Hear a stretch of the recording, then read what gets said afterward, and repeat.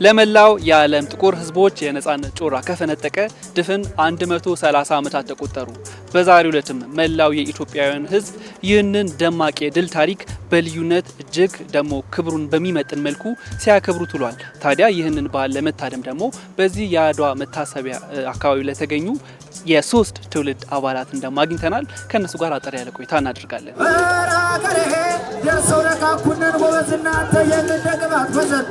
ያሳውና ካኩነን እንደግባት ቁስት እነሱ ተጉዘው እኛን ቀይ መስል ራግሬ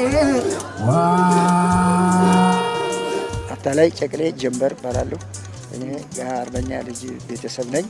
የዛሬው በ130ኛውን በዓል ለማክበር ደግሞ በዛሬው ቀን ወንድሞቼ ከልጆቼ ጋር ተገኝቻለሁ።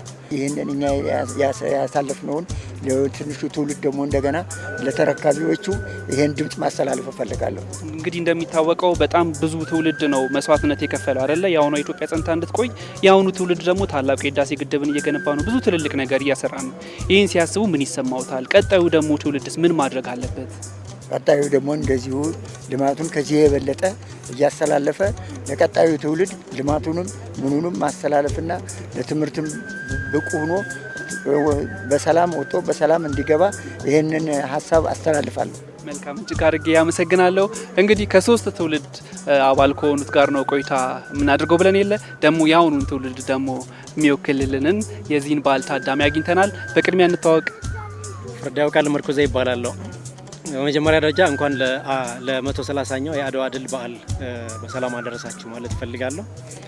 እኔ እንግዲህ የአያት ቅድመ አያቶችን የአርበኝነት ተጋድሎ ለማስታወስ ያህል በግሌ በዚህ ደረጃ በዓሉን ለማክበር ተዘጋጅቼ መጥቻለሁ። እንግዲህ ቀደም ሲል እንዳልነው እሳቸውም እንዳነሱልን በዘመኑ የተከፈለውን መስዋዕትነት አስታውሰዋል። አሁን ያለው ትውልድ ደግሞ ምን ጉዳዮች ላይ በደንብ ተሳክቶለታል? ምን ተመለከትክ? ምን እያደረገ ነው? አሁን ያለውን ትውልድ እንዴት ታየዋል? እንግዲህ የአድዋን ድል ያደረግንበት ምክንያት ዋናው መሰረታዊ ነገር ስልጣኔ ባልነበረበት ዘመን አንድ ልብ ነጋሪ ሆነን በአንድ ልብ በአንድ ተሳስረን ከሰሜን ከምዕራብ ከደቡብ ከምስራቅ ከማዕከልም የዳግማዊ አጼ ምኒልክን ጥሪ ልብ አድርገው ከልባቸው ተቀብለው ነው እንግዲህ ቴክኖሎጂ ባልነበረበት ተሰባስበው ሄደው ድል ያደረጉት። አሁን ላይ ስንመጣ ግን ወቅቱ ለልማት የሚጋብዝ ወቅት ነው።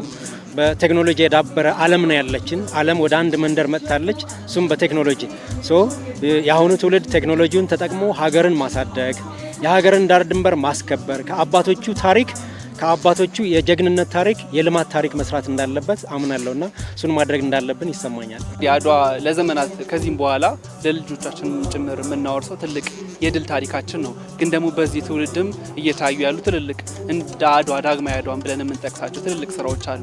እነሱን ስታይ ምን ይሰማል? የዚህ ትውልድ አካል እንደመሆነ ደግሞ ብዙ የቤት ስራዎችም አሉን አይደለ? ትልልቅ አጀንዳዎችም ይቀርናል። እሱን ከማሳካት አንጻር ይህ ትውልድ በሆነ ከመስራት አንጻር ምን መልእክት አለ? መልካም፣ እንግዲህ ዳግማዊ አድዋ ብለን ከምናስባቸው መካከል ይሄ የአባይ ግድብ በጣም ትልቁ የልማታችን መሰረት ነው።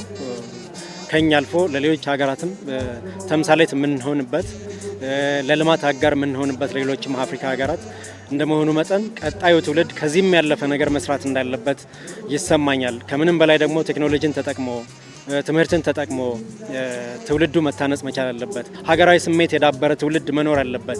ይሄ ካለ ነው ሀገራችን በአጭር ጊዜ ማሳደግ መለወጥ የምንችለው ማለት ነው።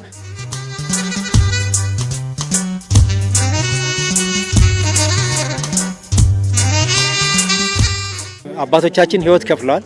እኛ ደግሞ ለልማት እውቀታችን መክፈል እንዳለብን፣ እኛ ደግሞ ለልማት ለሀገር ፍቅር ዘብ መቆም እንዳለብን እንዲማሩ በተለያየ ጊዜ ልጆቼን አስተምራቸዋለሁና በዛ መንገድ ታንጸው ቢያድጉ ለሀገራቸው ለወገናቸው ይቆማሉ ብዬ አምናለሁና እሱን ለማድረግ ነው ጥረት እያደረግን ያለ ነው። ስለዚህ ትንሽ ደግሞ ቆይታ ከተተኪው ትውልድ ጋር ደግሞ እናደርጋለን። ስምሽን ንገሪን።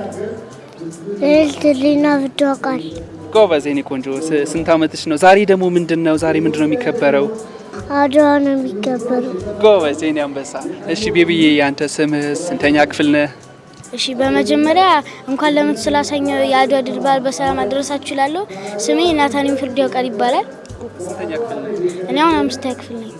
አድዋ ማለት ለኛ የአንድነታችን ውጤት ሲሆን ሁሉም ሰው በአጼ ምኒልክ ባወጣው አዋጅ ከሰሜንም ከደቡብም ከምስራቅም ከምዕራብም ከማዕከልም ተጠራርተው በአንድ ልብ ነው አድዋ ተራራ ላይ ጦርና ጋሻ በጦርና በጋሻና በጎራዴ ተዋጉት።